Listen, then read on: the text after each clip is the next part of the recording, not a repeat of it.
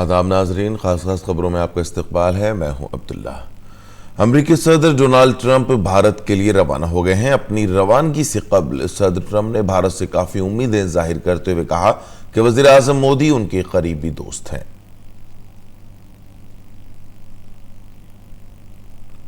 अमरीकी सदर ट्रंप के साथ उनकी बेटी इवानका भी अपने शौहर के साथ भारत आ रही हैं। उन्होंने वजीर आजम नरेंद्र मोदी के साथ अपनी मुलाकात को याद किया। उन्होंने ट्वीट करके कहा कि हैदराबाद में आलमी इंटरप्रेन्योरशिप सरबराह इजलास में वजीर आजम नरेंद्र मोदी से मुलाकात के 2 साल बाद मेरे लिए दोबारा भारत जाना एजाज की बात है। दुनिया के 2 सबसे बड़े जमहूरी मुल्कों के दरमियान दोस्ती इससे ज्यादा मजबूत कभी नहीं रही। अहमदाबाद में अमरीकी सदर के तारीखी खैर मकदम की तैयारियां मुकम्मल हो चुकी हैं। एयरपोर्ट से लेकर मोटेरा स्टेडियम तक पूरे रास्ते को खैर मकदमी पैगामात से सजाया गया है। पूरे शहर में सफाई से लेकर इमरजेंसी, सेहत और सिक्योरिटी के पुख्ता इंतजाम किए गए हैं। सिक्योरिटी के लिए पुलिस फोर्स तैनात की गई है, जिसमें खवातीन पुलिस एहलकारों को भी बड़ी तादाद में शामिल किया गया है। रोड शो में आने वाले लोगों की जांच के लिए पूरे रूट पर जांच पॉइंट बनाए गए हैं।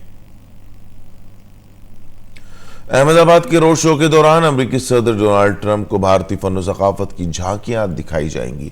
रोड शो के रूट पर जो स्टेज लगेंगे, उन्हीं में से एक स्टेज पर साबरमती गुरुकुलम के तलबा मलखम पेश करेंगे। वजीर आजम नरेंद्र मोदी ने गुजरात के वजीर आला विजय रूपानी के एक ट्वीट को शेयर करते हुए अमरीकी सदर डोनाल्ड ट्रंप की आमद पर खुशी का इजहार किया है। उन्होंने कहा कि तारीखी प्रोग्राम की इब्तिदा अहमदाबाद से हो रही है। वो हमारे साथ होंगे, ये एजाज की बात है। अमरीकी सदर डोनाल्ड ट्रंप आगरा में ताजमहल का दीदार भी करेंगे। उनकी आमद के पेश नजर उनके इस्तकबाल की जबरदस्त तैयारियां की गई हैं। वजीर आजम नरेंद्र मोदी ने आकाशवाणी से मन की बात प्रोग्राम के जरिए कल सुबह 11 बजे लोगों के साथ अपने ख्यालात मुश्तरक किए। ये मन की बात प्रोग्राम की 62वीं कड़ी थी। इस दौरान वजीर आजम ने हुनर हाट के अपने तजुर्बात भी अहले वतन से मुश्तरक किए। सदर जमहूरिया रामनाथ कोविंद ने नई दिल्ली में बैनुल अक़वामी अदालती कॉन्फ्रेंस 2020 के इख्तितामी इजलास से खिताब किया। 2 रोजा कॉन्फ्रेंस का इफ्तिताह शनिचर को वजीर आजम मोदी ने किया था। कॉन्फ्रेंस में दुनिया भर के माहिरीन कानून ने शिरकत की।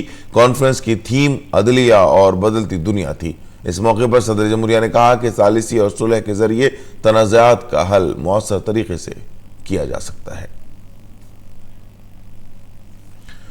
राजधानी दिल्ली के इंडिया गेट लॉन में लगे हुनर हाट का कल आखिरी दिन था। अक़लियती उमूर की वजारत ने इस हाट का इनेकाद किया था। 11 रोज तक जारी रहने वाले इस हुनर हाट में 250 दस्तकार और मुल्क और बैरून मुल्क के तकरीबन 15 लाख लोगों ने शिरकत की। अक़लियती उमूर के वजीर मुख्तार अब्बास नकवी ने कहा कि यह हुनर हाट अपने आप में तारीखी रहा है, जिसमें मुल्क की तमाम मशहूर शख्सियात ने हिस्सा लिया और भारत के सदियों पुराने फन और दस्तकारी को नई समत दी है। उन्होंने कहा कि हुनर हाट में दस्तकारों के लाखों रुपए के सामान की फरोख्त हुई और बैरून मुल्क से भी लाखों की तादाद में ऑर्डर मौसूल हुए हैं। प्रधानमंत्री किसान सम्मान निधि का 1 साल मुकम्मल हो गया है। इस स्कीम का गुज़श्ता बरस 24 फरवरी को आगाज हुआ था, जिसके तहत मुल्क के तमाम किसानों के कुनबों को मदद फराहम की गई ताकि उन्हें ज़राअत से मुताल्लिक़ अखराजात और घरेलू ज़रूरियात को पूरा करने के काबिल बनाया जा सके। इस स्कीम के तहत 6,000 रुपये सालाना की रकम 3 किस्तों में 2,000 रुपये की शक्ल में बराह रास्त किसानों के बैंक खातों में पहुंचती है। न्यूजीलैंड ने भारत के खिलाफ पहला टेस्ट मैच जीत लिया है। वेलिंगटन में खेले गए इस मैच में मेजबान न्यूजीलैंड ने भारत को 10 विकेट से शिकस्त दे दी है।